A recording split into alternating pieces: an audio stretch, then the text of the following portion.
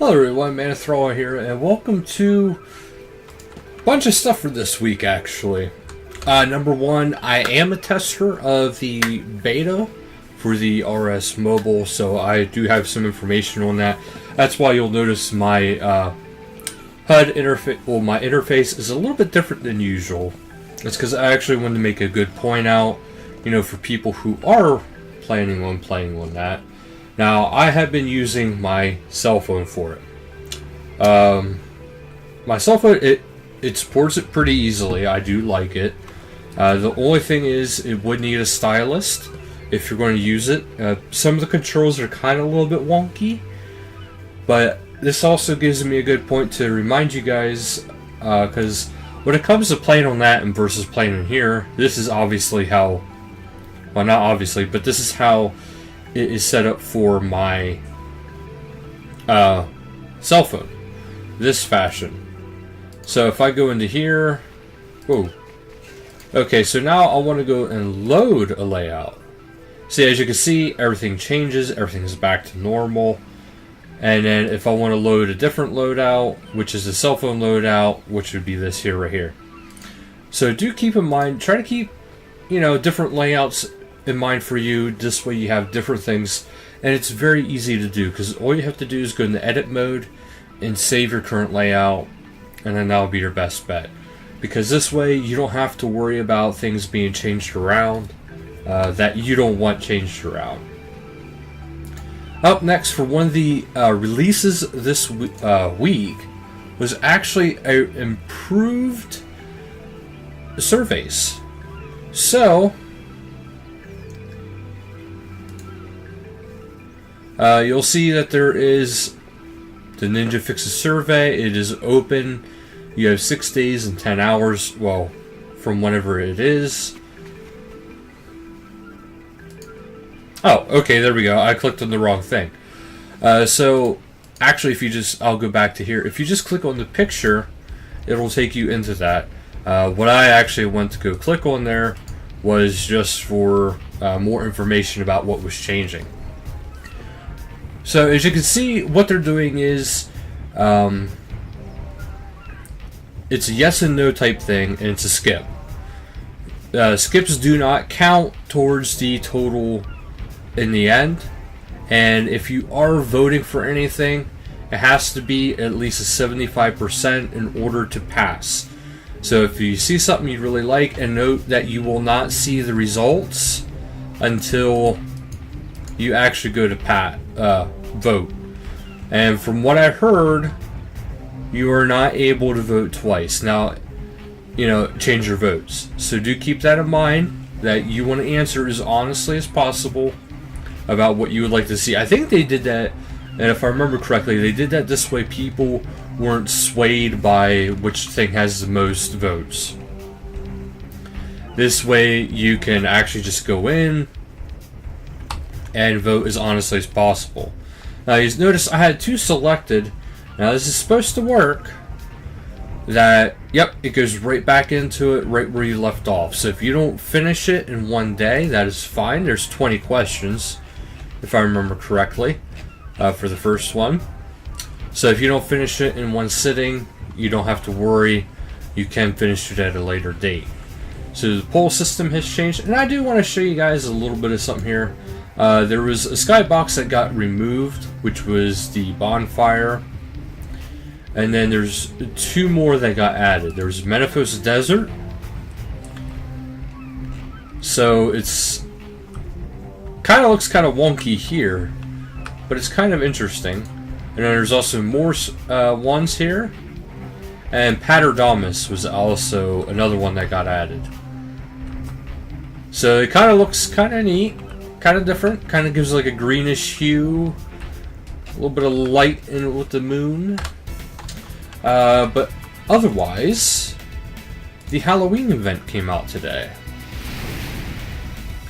Now, the start of the event is right here with Closure. So you'll want to go here, you'll talk to Closure, and there's a total of 10 of these events going around Gielinor. 5 of them are free to play, and 5 are members. So we'll talk to him a little bit. He wants you to get things solved, and you'll need some food and some water. The rewards is that there's a Ghastly Grimmer. It's a book containing a collection of ghost stories. The Ghost Story emote, the Headless Rider cosmetic headgear override, and the Ghost Rider title for members. So to get the title, you have to complete all 10 stories, and in order to do that, you do have to be members. So that is why it's not absolutely, free to play. So now we'll go over that, and we'll get into the reading portion. Okay. So we already seen the poll improvements. They actually do look a lot better. I do like the fact that you can actually go in. You don't have to be swayed by the outcome looking like it's going to go one way or the other. It's very, very there. Okay, so there's the Ghost Stories of Gielinor, which is this year's event. Now I will have a guide out within a few days here. Given the details about how you complete each one of those, because I have 2 profiles that need to complete these, so one will be for the lengthy version, and one I will actually record because it'll be the shortened version. Without further ado, though, the people that were picked from the submissions that actually submitted stories, they are Cinder Quill, Zoriel, Barry Manilow, Chaos Lupus, and Questcaping. Those are the players who made submissions. And then the stories are also from the J mods themselves, are from mods Raven, Mohawk, Scorpio, Raleigh, and Osborne. Which those names there, it's going to be good. Especially, I'm sorry, but I'm a little bit biased when it comes to Raven and his stories. So he's pretty awesome. So these are going to be good stories. Because, well, I'm not sure entirely of all of them, but I'm not sure of Scorpio and Raleigh. But Mohawk, she's one of them that is actually part of Dimension of the Damned. So that's a big one for there. And Osborne, if you don't know Osborne, I'm going to be really, really shocked. It's about as big of a name as Mod Mark and Mod Shawnee. It's just like all of those names are right up there, if you ask me. Okay, but there's also hosting balloon drops around Lodestones, except for Findus, at 15 and 45 minutes past every hour. And this will be from today and until Wednesday, November 1st. And it's a chance at some Halloween-themed prizes. They're also doubling the drop rates of the Ectoplasmitter, Herb Burner, and the Bone Cremation ability. And this will be lasting 2 weeks following the release. Bowl system improvements we have seen. There's going to be a new item coming up for this week's streams for the Lootscape. And that is because if you haven't claimed this month's prizes, sorry to say, but you are going to be too late to get the Twitching Orb Pet. But Saturday, November 4th is going to be the next one. And Saturday, November 4th at 1945 game time, it's going to be the Dimension of the Damned finale live stream. And this live stream is going to be lasting until 21:30. So at 2000 hours is whenever, or UTC is whenever the event starts, and at 21:30 is whenever the event is over. Could be actually earlier, just depends on how all the players fare. And if you remember correctly, I do have 2 accounts that are going to be participating in this event. However, they will not be helping each other. I will make sure that's completely clear. They will not be helping each other. I will have one go one way and one go the other way. This way people aren't thinking, like, hey, you're rigging the event in your favor. It's like, not really. I'm actually making it harder for myself because I'm trying to make 2 accounts stay alive. And 2 accounts get points. Okay, and then the other live stream for this week is Sunday, November 5th at 1900 UTC, and that's PVM with Mod Lee. Now onto the patch notes. Once they load. A white screen. Okay, here we go. Okay, there's actually not a whole lot. I can actually just do this and have them all in one list here. So the graphical, the dimension of the damn login screen is now available for everybody. The bonfire skybox has been removed from the skybox filters menu. The Paterdamus and Menaphos skyboxes have been added to the skybox filters, and the Halloween 17 filter has been added to the skybox filters menu, which gives a red hue instead of the other colors. Skills, D&Ds, and minigames. Free